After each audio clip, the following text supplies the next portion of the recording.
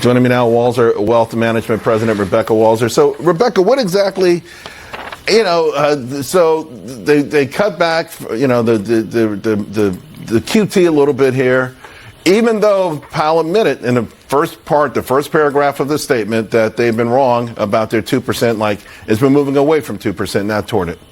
Well, you get that when you have so much stimulus from coronavirus that still has to just work through the system and deposit accounts and all those things, Charles. But it was a mixed message because on the one hand, if you listen to him, even when he said rate hikes are unlikely, he didn't sound super committed to that position. And he didn't sound super committed to still rate cuts coming until we get more evidence that they're possible. But now this jobs report today is again indicative of are we potentially moving? I know we said we aren't, but are we potentially moving to a stagflation situation? You've got PCE still hot last week with Q1 GDP at 1.6, way bigger miss than we expected. And now you've got a jobs report number that is a miss for the first time. We aren't seeing these crazy job numbers coming out of BLS.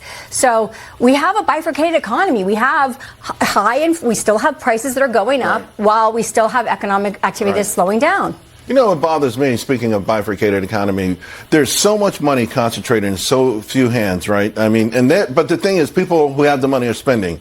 They're going on cruises, they're going on trips. You look at hotel stocks, you look at cruise ship stocks. Right. They're spending money, and a small fraction is kind of keeping this thing buoyant. But essentially, we're saying the Fed won't come to our rescue until they run out of money. Right? I mean, because if the data remains at a certain level, the Fed's never going to act. In the meantime, most people in America are starting to suffer more and more each day, and they've got to suffer. Like the Fed's not going to come to their aid until the rich folks stop spending.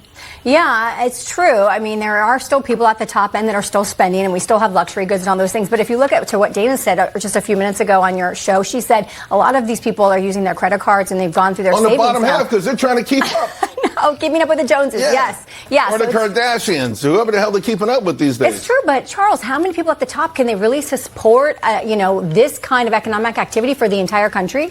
Well, between that and the people who are spending on borrowed time. On borrowed time. Right. So we're going to have to see the bottom drop out. Because you've been in a recession camp for a long time. I am, for sure still. It is going to happen, I promise you. I just think that we've had a lot of ability to make things look pretty by focusing on the highlights of the economy instead of really looking at the broader spectrum of what's, especially globally and macroeconomically, what's really happening at that level has not been talked about at all. We do have to underscore that $9 trillion cascaded into this economy since the start of the pandemic. We know initially, obviously, it was needed. You shut down the economy, you got to give people money to pay their bills, but maybe 2/3 of that, certainly that American Rescue Act, was not necessary. Right. And no one knows how to model for that. Right. None of these economists know how to model for that, how long it takes its way, to your point, to work its way through the system, but it's obvious that it's working its way through the system.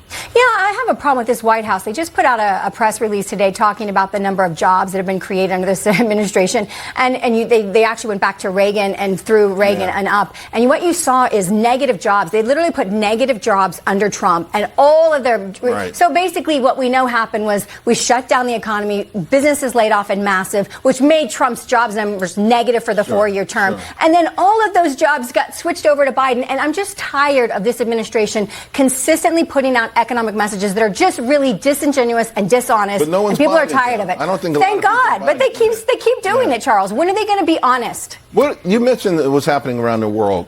So Japan, I was reading earlier last week over the weekend, what's happening in Japan in this currency crisis and, of course, the 2 lost decades, that this is a cautionary tale for modern monetary theory. Exactly. They've tried to control their economy. They've intervened with Negative the currency. interest rates. Negative interest rates, that we should be looking closer at that. Do we want to lost 2 decades in this country? I mean, that is where we're headed. Like, you cannot spend without economic repercussions. And that's what this administration is trying to do. I'm not saying that all this spending was on their watch. I'm not saying that at all. But I am saying that they keep trying to only pull out the positive economic factors without talking about the reality of Japan. And, that yen to dollar problem is big, Charles, because they're our largest debt holder outside of ourselves. Like, they have the most treasuries of anybody. And so as their yen to dollar becomes unbearable for them, they're going to have to sell treasuries. And that is a problem for us.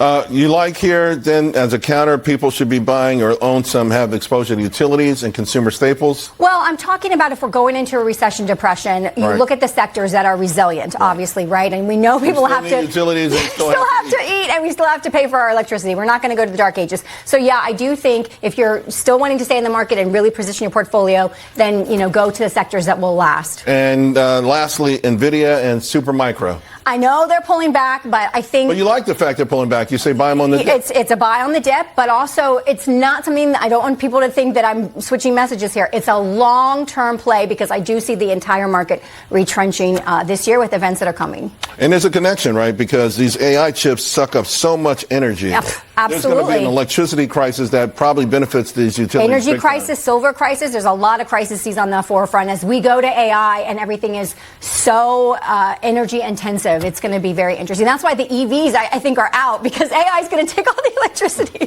Right. You know what I mean? Yes. All right, Rebecca, thank you so much. Thank you, Charles.